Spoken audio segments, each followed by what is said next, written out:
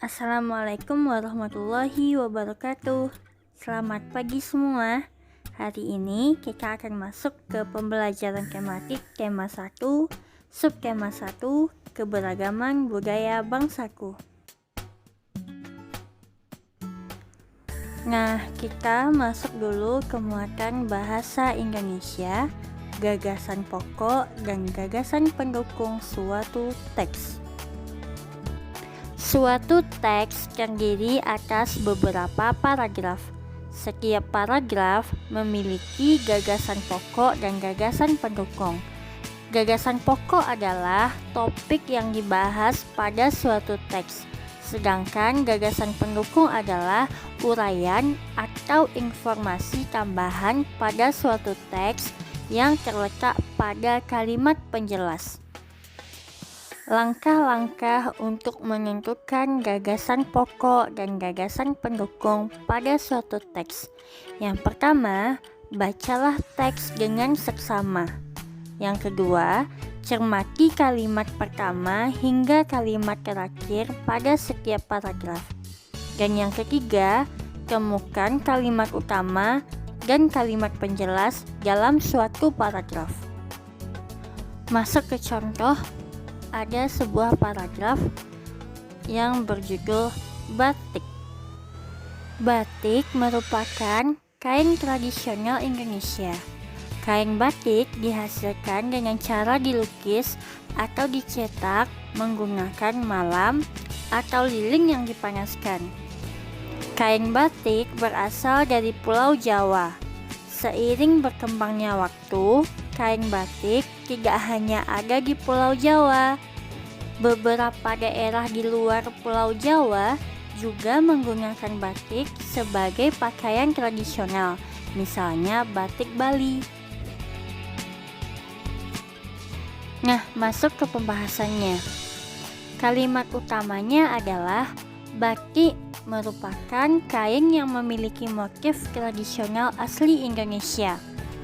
Lanjut ke kalimat penjelas. Yang pertama, kain batik dihasilkan dengan cara dilukis atau dicetak menggunakan malam.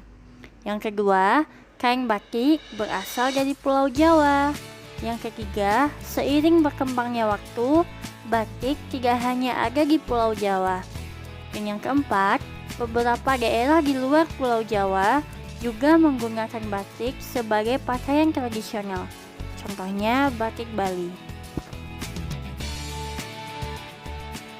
Berdasarkan kalimat utama dan kalimat penjelas tersebut, dapat ditentukan gagasan pokok dan gagasan pendukung, yaitu gagasan pokoknya batik merupakan kain Indonesia.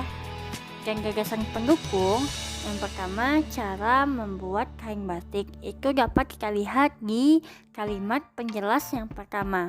Yang kedua, tempat asal kain batik dapat kita lihat di kalimat penjelas yang kedua.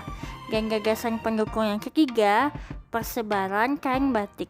Nah, ini dapat kita lihat dari kalimat penjelas yang ketiga dan juga yang keempat.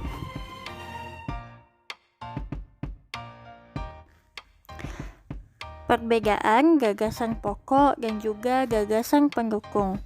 Gagasan pokok merupakan inti dari paragraf, sedangkan gagasan pendukung adalah penjabaran dari gagasan pokok.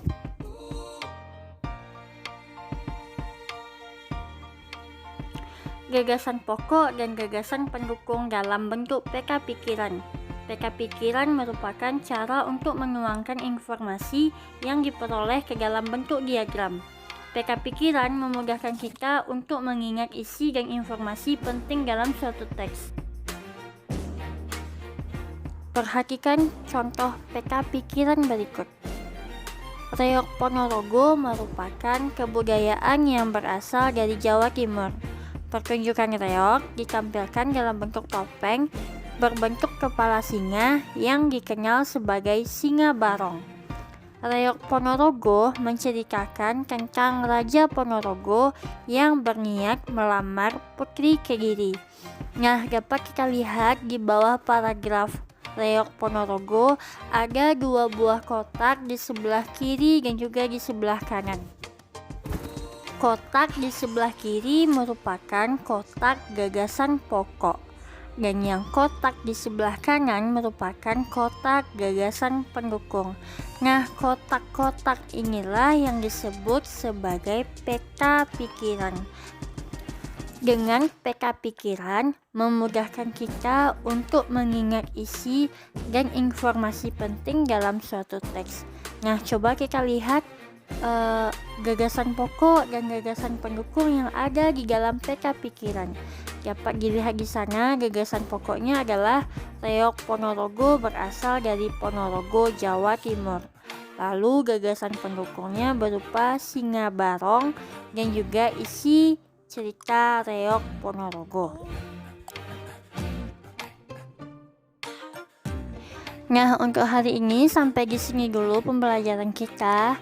Dan untuk tugas, Ustazah sudah meletakkan link Google Form-nya di description box yang ada di bawah.